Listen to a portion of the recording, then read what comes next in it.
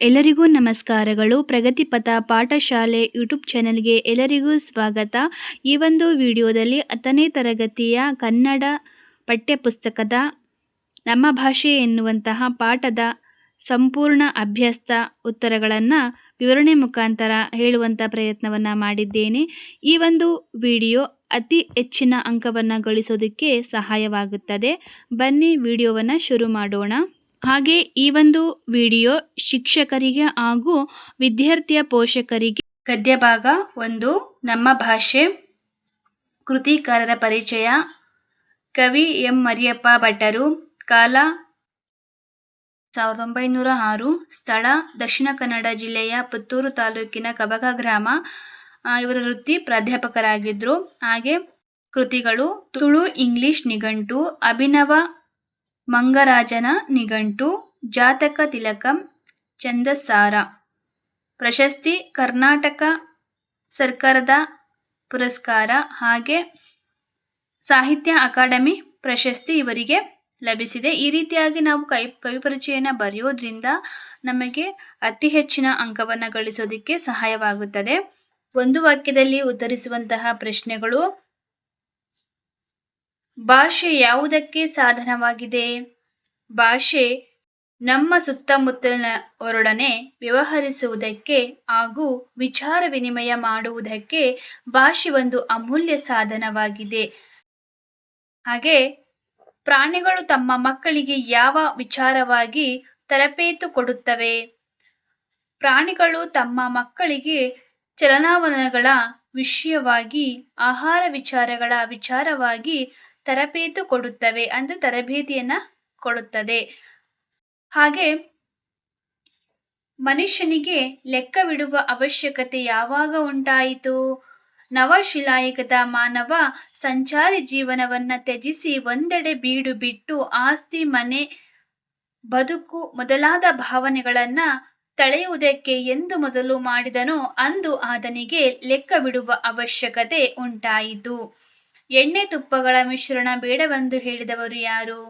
ಎಣ್ಣೆ ತುಪ್ಪಗಳ ಮಿಶ್ರಣ ಬೇಡವೆಂದು ಹೇಳಿದವರು ಕವಿ ನಯಸೇನ. ಹಾಗೆ ಕನ್ನಡಕ್ಕೆ ಪರ್ಷಿಯನ್ ಶಬ್ದಗಳು ಯಾವಾಗ ಬಂದವು? ಮಹಮ್ಮದೀಯರ ಆಳ್ವಿಕೆಯ ಅವಧಿಯಲ್ಲಿ ಪರ್ಷಿಯನ್ ಭಾಷೆಯಿಂದ ಅನೇಕ ಶಬ್ದಗಳು ಕನ್ನಡಕ್ಕೆ ಬಂದವು. ಕೊಟ್ಟಿರುವ ಪ್ರಶ್ನೆಗಳಿಗೆ 2-3 ವಾಕ್ಯಗಳಲ್ಲಿ ಉತ್ತರಿಸಿ. ವ್ಯಾವಹಾರಿಕ ಮತ್ತು ಗ್ರಾಂಥಿಕ ಭಾಷೆ ಲಕ್ಷಣಗಳೇನು? ವ್ಯಾವಹಾರಿಕವೆಂದರೆ ಜೀವದ್ ಭಾಷೆ, ಅದರಲ್ಲಿ ಜನರು ಮಾತನಾಡುತ್ತಾರೆ, ವ್ಯವಹರಿಸುತ್ತಾರೆ. ಉದಾಹರಣೆ: ಕನ್ನಡ, ತಮಿಳು, ತೆಲುಗು, ಉರ್ದು, ತುಳು, ಮರಾಠಿ, ಇಂಗ್ಲಿಷ್. ಗ್ರಾಂಥಿಕವೆಂದರೆ ಅಭಿವೃದ್ಧಿ ಹೊಂದಿ ಗ್ರಂಥ ರಚನೆಯ ಉಪಯೋಗವಾದ ಭಾಷೆ. ಉದಾಹರಣೆಗೆ ಸಂಸ್ಕೃತ, ಕನ್ನಡ, ಇಂಗ್ಲಿಷ್, ಪಾಳಿ ಇತ್ಯಾದಿ. ಲಿಪಿಯ ಜಾಡು ಆರಂಭಗೊಂಡ ಬಗೆ ಹೇಗೆ? ಮಾನವ ಸಂಚಾರಿ ಜೀವನವನ್ನ ತ್ಯಜಿಸಿ ಒಂದೆಡೆ ಬೀಡು ಬಿಟ್ಟು ಆಸ್ತಿ, ಮನೆ, ಬದುಕು ಭಾವನೆ ತಾಳಿದಾಗ ಲೆಕ್ಕವಿಡುವ ಅವಶ್ಯಕತೆ ಉಂಟಾಗಿ ಲಿಪಿಯು ಉಗಮವಾಯಿತು. ಪ್ರಾಕ್ತನ ವಿಮರ್ಶಕ ಸುಮರ್ ನೈಲ್, ಕ್ರಿಟಗಿರಿ ಇತ್ಯಾದಿ ಪ್ರದೇಶಗಳಲ್ಲಿ ಸಿಕ್ಕ ಅತ್ಯಂತ ಪುರಾತನ ಅವಶೇಷಗಳಲ್ಲಿ ವ್ಯಾಪಾರ ವ್ಯವಹಾರ ಲೆಕ್ಕಗಳಿಗೆ ಸಂಬಂಧಿಸಿದ ಲಿಪಿ ಸಾಕ್ಷಿಗಳನ್ನು ಕಂಡುಕೊಂಡಿದ್ದಾರೆ. ಹೀಗೆ ಲಿಪಿಯ ಜಾಡು ಆರಂಭವಾಯಿತು. ಲಿಪಿಯ ಮೂಲಕ ಜ್ಞಾನ ಭಂಡಾರ ಯಾವ ರೀತಿ ಭದ್ರವಾಯಿತು? ಲೆಕ್ಕಪತ್ರಗಳನ್ನು ಇಡಲು ಉಪಯುಕ್ತವಾದ ಮೂಲ ಲಿಪಿಯನ್ನು ಮತ್ತಷ್ಟು ಪರಿಷ್ಕರಿಸುತ್ತಾ ಸುಂದರವಾದ ಸಾಹಿತ್ಯ ಕೃತಿಗಳನ್ನು ಬರೆದಿರುವುದನ್ನು ಮಾನವ ಕಲಿತುಕೊಂಡು ಆ ಲಿಪಿಯ ಮೂಲಕ ಪರಂಪರೆಯಿಂದ ಒಂದು ಎಷ್ಟೋ ವಿಷಯಗಳನ್ನು ಬರೆದಿಡಲು ಸಾಧ್ಯವಾಯಿತು. ಹೀಗೆ ಜ್ಞಾನ ಭಂಡಾರ ಭದ್ರವಾಯಿತು. ಕನ್ನಡ ಭಾಷೆ ಹದಗೊಂಡಿದ್ದು ಹೇಗೆ? ಕನ್ನಡ ಭಾಷೆ ಅಭಿವೃದ್ಧಿ ಹೊಂದಬೇಕಾದರೆ ಕನ್ನಡ ಪದಗಳ ಬಳಕೆ ಹೆಚ್ಚಾಗಬೇಕೆಂದು ಕನ್ನಡ ಕವಿಗಳು ತಿಳಿಸಿದ್ದಾರೆ. ಈ ಕವಿಗಳ ವಾಣಿಯಿಂದ ಕನ್ನಡದ ವೀಣೆ ಮೃದು ಮಧುರವಾಗಿ ಮಿಡಿಯಿತು. ಬಸವೇಶ್ವರರು, ಅಲ್ಲಮ ಪ್ರಭುಗಳಂತಹ ಶರಣವೇಣ್ಯರು, ಚಾಮರಸ ಕುಮಾರವ್ಯಾಸರಂತಹ ಕವಿ ಪುಂಗವರು, ಪುರಂದರ ದಾಸ, ಕನಕದಾಸರಂತಹ ದಾಸಶ್ರೇಷ್ಠರು ಸುಲಭ ಮಾರ್ಗವನ್ನ ತುಳಿದರು. ತಮ್ಮ ತಮ್ಮ ಅನುಭವ ಸಾರವನ್ನ ಸುಲಭವೂ ಸುಂದರವೂ ಸಹಜವೂ ಆದ ಮಾತುಗಳಿಂದ ಹೃದಯ ಮುಟ್ಟುವಂತೆ ಅಭಿವ್ಯಕ್ತಪಡಿಸಿದರು. ಹೀಗೆ ಭಾಷೆ ಹದಗೊಂಡಿತು. ಆಂಗ್ಲ ಭಾಷೆ ವಿಶ್ವವ್ಯಾಪಿಯಾಗಲು ಕಾರಣವೇನು? ದೇಶ ವಿದೇಶಗಳ ಭಾಷೆ ಹಾಗೂ ಸಾಹಿತ್ಯ ಸಂಸ್ಕೃತಿಯನ್ನು ಆಂಗ್ಲ ಪಂಡಿತರು ಮುಕ್ತ ಮನಸ್ಸಿನಿಂದ ಅಭ್ಯಸಿಸಿದರು. ತನ್ಮೂಲಕ ತಮ್ಮ ಭಾಷೆ ಮತ್ತು ಸಾಹಿತ್ಯವನ್ನ ಹಿಗ್ಗಿಸಿದರು. ಎಲ್ಲಕ್ಕೂ ಮಿಗಿಲಾದ ಮಹಾ ಮೇಧಾವಿಗಳು ತಮ್ಮ ಆಸೆ ಆಕಾಂಕ್ಷೆ ವಿಚಾರ ಮುಂತಾದವನ್ನು ಆ ಭಾಷೆಯ ಮೂಲಕವೇ ಹೇಳಬೇಕು ಎಂಬ ಉಜ್ವಲ ಅಭಿಮಾನವುಳ್ಳವರಾಗಿದ್ದರು. ಆಂಗ್ಲ ವಿಜ್ಞಾನಿಗಳು, ರಾಜಕಾರಣಿಗಳು, ಅರ್ಥಶಾಸ್ತ್ರಜ್ಞರು ಹೀಗೆ ಎಲ್ಲರೂ ತಮ್ಮ ಭಾಷೆಯನ್ನೇ ಬಳಸಿದುದರ ಪರಿಣಾಮವಾಗಿ ಈ ಭಾಷೆ ಬೆಳೆದು ಇಂದು ಪ್ರಪಂಚದ ದೊಡ್ಡ ಭಾಷೆಗಳಲ್ಲಿ ಒಂದಾಗಿದೆ. ಕೊಟ್ಟಿರುವ ಪ್ರಶ್ನೆಗಳಿಗೆ 8-10 ವಾಕ್ಯಗಳಲ್ಲಿ ಉತ್ತರಿಸಿ. ಭಾಷೆ ಸತ್ವಪೂರ್ಣವಾಗಿ ವಿಕಾಸಗೊಳ್ಳುವುದು ಯಾವಾಗ? ಒಂದು ಭಾಷೆ ಸತ್ವಪೂರ್ಣವಾಗಬೇಕಾದರೆ ಅವನ್ನಾಡುವ ಜನ ಅಭಿಮಾನದವರು, ಬುದ್ಧಿಶಾಲಿಗಳು ಹಾಗೂ ಪ್ರಯೋಗಶೀಲರು ಆಗಿರಬೇಕು. ತಮ್ಮ ಆಸೆ ಆಕಾಂಕ್ಷೆ ವಿಚಾರ ಮುಂತಾದವನ್ನು ಭಾಷೆಯ ಮುಖಾಂತರವಾಗಿ ಹೇಳಬೇಕು ಎಂಬ ಉಜ್ವಲ ಅಭಿಮಾನವುಳ್ಳವರಾಗಿದ್ದಾಗ, ಹಾಗೆ ಸ್ವಭಾಷೆಯನ್ನ ಪ್ರೀತಿಸಬೇಕು, ಗೌರವಿಸಬೇಕು, ಬೆಳೆಸಬೇಕು ಎಂದರೆ ಅನ್ಯ ಭಾಷೆಗಳನ್ನು ತಿರಸ್ಕರಿಸಬೇಕು ಎಂದು ಅರ್ಥವಲ್ಲ. ಭಾಷೆಗಳಲ್ಲಿ ಮೇಲು ಕೀಳೆಂಬುದು ಇಲ್ಲ. 4 ಜನ ಮಾತನಾಡುತ್ತಿದ್ದಂತಹ ಭಾಷೆಗೂ ಸತ್ಯ ಹಾಗೂ ಸತ್ಯ ದೃಷ್ಟಿಯಿಂದ ಅಂತರವೇ ಇಲ್ಲ. ಎಲ್ಲ ಭಾಷೆಗಳಿದ್ದರೂ ಅಷ್ಟೇ ಸ್ಥಾನವಿದೆ. ಇದನ್ನರಿತು ಭಾರತೀಯರಾದ ನಾವು ನೆರೆಹೊರೆಯ ಭಾಷೆಗಳನ್ನು ದ್ವೇಷಿಸದೆ ನಮ್ಮ ಭಾಷೆಗಳನ್ನು ಗೌರವಿಸಿ ಪ್ರೀತಿಯಿಂದ ಅಭಿವೃದ್ಧಿಪಡಿಸಿದರೆ ದೇಶದ ಸಂಸ್ಕೃತಿ ಮುಂದುವರಿಯುತ್ತದೆ. ಕನ್ನಡ ಭಾಷೆ ಸಮೃದ್ಧವಾಗಿ ರೂಪುಗೊಂಡ ಬಗೆ ಹೇಗೆ ವಿವರಿಸಿ.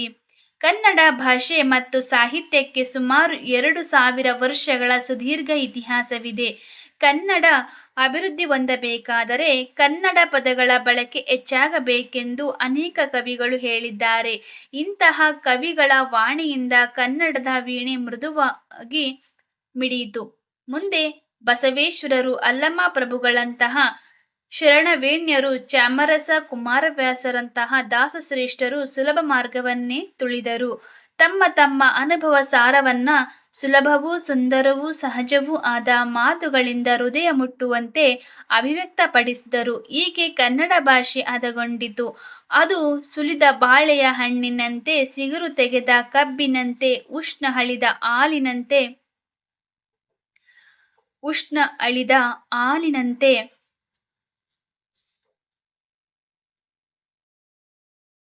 ಸುಲಭವೂ ರುಚಿಯುಳ್ಳದ್ದು ಆಗಿದೆ ಎಂದು ಕವಿ ಮಹಾಲಿಂಗರಾಯರು ಹೇಳಿದ್ದಾರೆ. ಹೀಗೆ ಇವರೆಲ್ಲರೂ ಪ್ರಯತ್ನದಿಂದ ಕನ್ನಡ ಭಾಷೆ ಸಮೃದ್ಧಗೊಂಡು ರೂಪುಗೊಂಡಿದೆ. ಸಂದರ್ಭ ಸಹಿತ ಸ್ವಾರಸ್ಯವನ್ನ ವಿವರಿಸಿ. ಸಂಸ್ಕೃತಿಯ ಇತಿಹಾಸ ಉಳಿಯಿತು.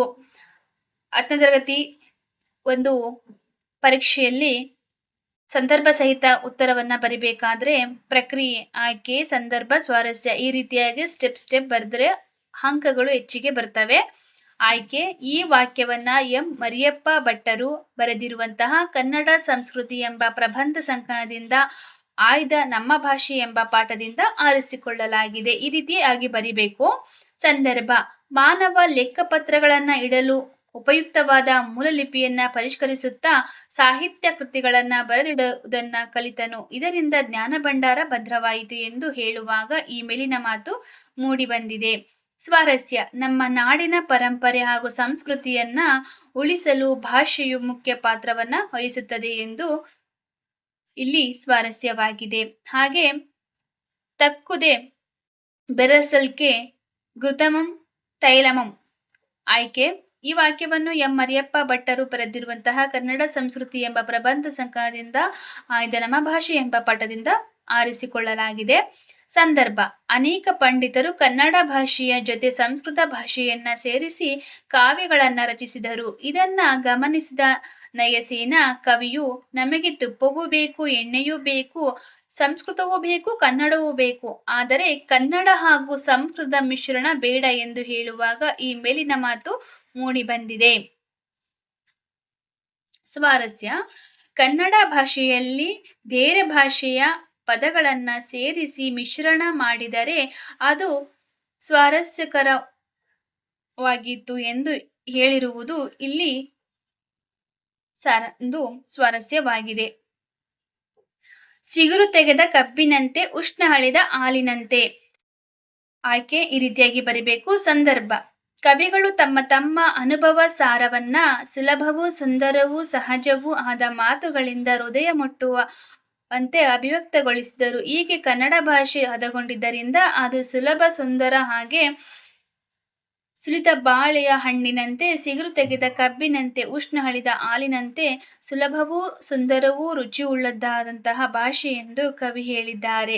ಸ್ವಾರಸ್ಯ: ಕನ್ನಡ ಭಾಷೆಯು ಅಭಿವೃದ್ಧಿ ಹೊಂದಬೇಕಾದರೆ ಕನ್ನಡ ಪದಬಳಕೆಯನ್ನು ಹೆಚ್ಚಿಸಬೇಕೆಂದು ಇಲ್ಲಿ ಸ್ವಾರಸ್ಯವಾಗಿದೆ. ಹಾಗೆ ಒಬ್ಬ ತಾಯಿಯ ಗಾನದ ಶ್ರುತಿಯಂತೆ.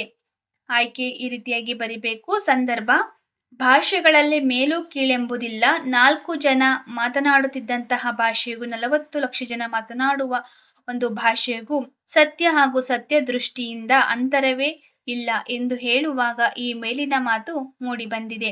ಸ್ವಾರಸ್ಯ: ಅನ್ಯ ಭಾಷೆಯನ್ನ ತಿರಸ್ಕರಿಸದೆ ಸ್ವಭಾಷೆಯನ್ನ ಪ್ರೀತಿಸಬೇಕು, ಗೌರವಿಸಬೇಕು, ಬೆಳೆಸಬೇಕು ಎಂಬುದು ಇಲ್ಲಿ ಸ್ವಾರಸ್ಯವಾಗಿದೆ.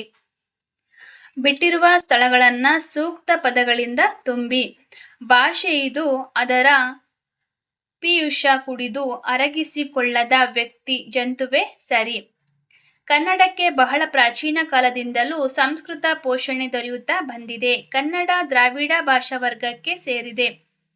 ಇಂಗ್ಲಿಷ್ ಶಬ್ದಗಳು ಕನ್ನಡ ಉಡುಪನ್ನ ಧರಿಸಿ ಒಳಗೆ ಬಂದು ಬಿಟ್ಟಿವೆ. ನಮ್ಮ ಭಾಷೆಯ ಗದ್ಯ ಭಾಗದ ಆಕಾರ ಗ್ರಂಥ ಕನ್ನಡ ಸಂಸ್ಕೃತಿ. ಹಾಗೆ ಪ್ರಾಯೋಗಿಕ ಅಭ್ಯಾಸ ನೋಡೋಣ. ಕೊಟ್ಟಿರುವ ಪದಗಳನ್ನ ಸ್ವಂತ ವಾಕ್ಯದಲ್ಲಿ ಬಳಸಿ. ವಿಚಾರ ವಿನಿಮಯ: ನೀವು ನಿಮ್ಮ ಸ್ವಂತ ವಾಕ್ಯವನ್ನ ಬಳಸಿ ಉತ್ತರವನ್ನ ಬರೀಬಹುದು. ನಾನು ಈ ರೀತಿಯಾಗಿ ಸ್ವಂತ ವಾಕ್ಯದ ಉತ್ತರಗಳನ್ನ ಬರೆದಿದ್ದೇನೆ. ಹಾಗೆ ಕೊಟ್ಟಿರುವ ಕನ್ನಡ ರೂಪಗಳ ಮೂಲ ರೂಪವನ್ನ ಬರೆಯಿರಿ ಅಂತ ಹೇಳಿದ್ದಾರೆ. ಇಲ್ಲಿ hotel, hotel; school, school; office, office; light, light; hospital, hospital. ಸೈದ್ಧಾಂತಿಕ ಒಂದು ಭಾಷಾಭ್ಯಾಸ. ಕೊಟ್ಟಿರುವ ಪ್ರಶ್ನೆಗಳಿಗೆ ಉತ್ತರಿಸಿ. ಕನ್ನಡ ವರ್ಣಮಾಲೆಯಲ್ಲಿ ಒಟ್ಟು ಎಷ್ಟು ಅಕ್ಷರಗಳಿವೆ? 49 ಅಕ್ಷರಗಳಿವೆ. ಕನ್ನಡದಲ್ಲಿರುವಂತಹ ಹ್ರಸ್ವಸ್ವರ ಮತ್ತು ದೀರ್ಘ ಸ್ವರಗಳನ್ನ ಬರೆಯಿರಿ ಅಂತ ಹೇಳಿದ್ದಾರೆ. ಹಾಗೆ ಹ್ರಸ್ವಸ್ವರಗಳು ಅ, ಇ, ಉ, ರು, ಎ, ಓ. ದೀರ್ಘ ಸ್ವರಗಳು ಅ, ಇ, ಉ, ಎ, ಐ, ಓ, ಔ. ಅಂದ್ರೆ ಇಲ್ಲಿ ಒಂದು ಮಾತ್ರ ಕಾಲದಲ್ಲಿ ಉಚ್ಚರಿಸುವಂತಹ ಅಕ್ಷರಗಳಿಗೆ ಹ್ರಸ್ವಸ್ವರ, 2 ಮಾತ್ರ ಕಾಲದಲ್ಲಿ ಉಚ್ಚರಿಸುವಂತಹ ಅಕ್ಷರಗಳಿಗೆ ದೀರ್ಘ ಸ್ವರಗಳು ಅಂತ ಕರೆಯಲಾಗುತ್ತದೆ. ಕನ್ನಡದಲ್ಲಿರುವಂತಹ ಮಹಾಪ್ರಾಣ ಅಕ್ಷರಗಳನ್ನ ಬರೆಯಿರಿ. ಖ, ಘ, ಛ, ಝ, ಢ, ಧ, ಪ, ಛ. ಕನ್ನಡದಲ್ಲಿರುವಂತಹ ವರ್ಗೀಯ ಅಕ್ಷರಗಳನ್ನ ಬರೆಯಿರಿ. ಹಾಗೆ ಕನ್ನಡದಲ್ಲಿರುವಂತಹ ಅನುನಾಸಿಕಗಳನ್ನ ಪಟ್ಟಿ ಮಾಡಿರಿ. ಅಂದ್ರೆ ಮೂಗಿನ ಸಹಾಯದಿಂದ ಉಚ್ಚರಿಸುವಂತಹ ಅಕ್ಷರಗಳನ್ನ ಅನುನಾಸಿಕ ಅಕ್ಷರಗಳು ಅಂತ ಕರೀತಾರೆ. ನ್ಯ, ನ, ಣ, ನ, ಮ. ಭಾಷಾ ಚಟುವಟಿಕೆ: ಕೊಟ್ಟಿರುವ ಪದಗಳಲ್ಲಿ ವಿಜಾತೀಯ ಸಂಯುಕ್ತಾಕ್ಷರಗಳನ್ನ ಆರಿಸಿ ಬರೆಯಿರಿ ಅಂತ. ಅಂದ್ರೆ ಇಲ್ಲಿ ವಿಜಾತೀಯ ಅಕ್ಷರಗಳು ಅಂತಂದ್ರೆ ಬೇರೆ ಅಕ್ಷರಗಳಿಗೆ ಬೇರೆ ಅಕ್ಷರದ ಒತ್ತಕ್ಷರಗಳು ಸೇರಿ ಆಗಿರುವಂತಹ ಪದಗಳು. ಶಸ್ತ್ರ: ಇಲ್ಲಿ ಸಾಗೆ ತಾವತ್ತಕ್ಷರ ಮತ್ತು ರಾವತ್ತಕ್ಷರ ಸೇರಿದೆ, ಹಾಗಾಗಿ. ಹಾಗೆ ಅದ್ಭುತ. ಹಾಗೆ ಇಲ್ಲಿರುವಂತಹ ಅವರ್ಗೀಯ ವ್ಯಂಜನಾಕ್ಷರಗಳನ್ನ ಆರಿಸಿ ಬರೆಯಿರಿ ಅಂತ ಹೇಳಿದ್ದಾರೆ. ಯರ, ಲಾವ, ಶೇಷ, ಸ, ಹ, ಳ ಇದು ಅವರ್ಗೀಯ ವ್ಯಂಜನಗಳು ಇಲ್ಲಿ ಬರಿಬೇಕಾಗುತ್ತೆ. ಇಲ್ಲಿ ಸ, ಶ, ಯ, ಲ, ಳ, ವ, ಶ, ಹ, ಳ ಇವು ಅವರ್ಗೀಯ ವ್ಯಂಜನಗಳು. ಹಾಗೆ ಕೊಟ್ಟಿರುವ ಪದಗಳಲ್ಲಿನ ಧ್ವನಿ ವ್ಯತ್ಯಾಸಗಳೊಂದಿಗೆ ಆಗುವಂತಹ ಅರ್ಥ ವ್ಯತ್ಯಾಸವನ್ನ ಅರಿಯಿರಿ ಅಂತ ಹೇಳಿದ್ದಾರೆ. ಅಂದ್ರೆ ಇಲ್ಲಿ ಪ್ರಧಾನ ಅಂದ್ರೆ ಉಡುಗೊರೆಯನ್ನ ಕೊಡುವಂತಹದನ್ನ ಪ್ರಧಾನ ಕೊಡುವುದು ಅಂತ ಹೇಳ್ತಾರೆ. ಮದ್ಯ ಅಂತಂದ್ರೆ ಸಾರಾಯಿ. ಅಂದ್ರೆ ಇಲ್ಲಿ ಮಧ್ಯ ಅಂದ್ರೆ ನಡುವೆ ಅಂತನೂ ಕೂಡ ಉಚ್ಚಾರಣೆಯಲ್ಲಿ ಅರ್ಥ ಆಗುತ್ತೆ. ಬಟ್ ಆದ್ರೆ ಅದರ ಅರ್ಥನೇ ಬೇರೆ ಆಗಿರುತ್ತೆ. ಹುಣ್ಣು, ಗಾಯ. ಸುಳಿ ಅಂದ್ರೆ ನೀರಿನ ಚಕ್ರ. ಪ್ರಧಾನ ಅಂದ್ರೆ ಮುಖ್ಯ. ಹಾಗೆ ಮಧ್ಯ ಅಂದರೆ ನಡುವೆ, ಹಾಗೆ ಹುಣ್ಣು ಅಂದರೆ ಊಟ ಮಾಡುವಂತಹದ್ದು, ಸುಳಿ ಅಂದರೆ ಬಿಡಿಸು. ಅಂದರೆ ಇಲ್ಲಿ ಅಕ್ಷರಗಳ ವ್ಯತ್ಯಾಸ ಬೇರೆ ಆಗಿದ್ರೂ ಕೂಡ ಉಚ್ಚಾರಣೆ ಒಂದೇ ಅನಿಸುತ್ತೆ, ಅರ್ಥಗಳು ಬೇರೆ ಆಗಿರ್ತವೆ. ಹಾಗೆ ಇಲ್ಲಿ ಮೊದಲನೇ ಅಕ್ಷರವನ್ನ ಅರ್ಥ ಮಾಡಿಕೊಂಡು ಎರಡನೇ ಬಿಟ್ಟ ಸ್ಥಳಕ್ಕೆ ನಾವು ಸರಿ ಹೊಂದುವಂತೆ ಉತ್ತರವನ್ನು ಉತ್ತರಿಸಬೇಕಾಗುತ್ತೆ. ಇಲ್ಲಿ ಕ ಘ ಇದು ಅಲ್ಪ ಪ್ರಾಣಾಕ್ಷರಗಳು, ಇದು ಚ ಝ ಇದು ಮಹಾಪ್ರಾಣಾಕ್ಷರಗಳು. ಓಕೆನಾ. ವರ್ಗೀಯ ವ್ಯಂಜನಾಕ್ಷರಗಳು 25, ಅವರ್ಗೀಯ ವ್ಯಂಜನಾಕ್ಷರಗಳು 9. ಹಾಗೆ ಇಲ್ಲಿರುವಂತಹ ಅ ಇ ಉ ದೀರ್ಘ ಸ್ವರಗಳು, ಆ ಇ ಉ ರು ಇವು ಹ್ರಸ್ವ ಸ್ವರಗಳು.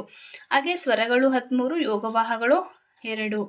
ಅದರಲ್ಲಿ ಅನುಸ್ವರ, ವಿಸರ್ಗ, ಅಹ. ಓಕೆ.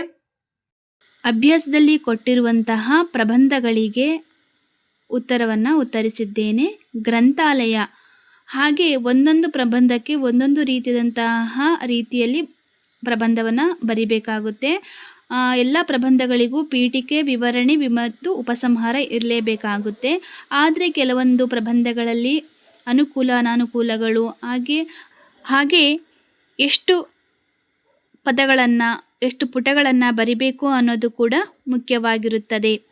ಹಾಗೆ ಗ್ರಂಥಾಲಯ ಜ್ಞಾನದ ಬಾಯಾರಿಕೆಯನ್ನು ಮತ್ತು ಜ್ಞಾನದ ಭಂಡಾರವನ್ನು ಪೂರೈಸಿ ವ್ಯಕ್ತಿಯ ವೈಯಕ್ತಿಕ ಸಾಮಾಜಿಕ ಬೆಳವಣಿಗೆಗೆ ಉಪಯುಕ್ತವಾದ ವೇದಿಕೆಯನ್ನು ಒದಗಿಸುವ ದೇಗುಲವೇ ಗ್ರಂಥಾಲಯ.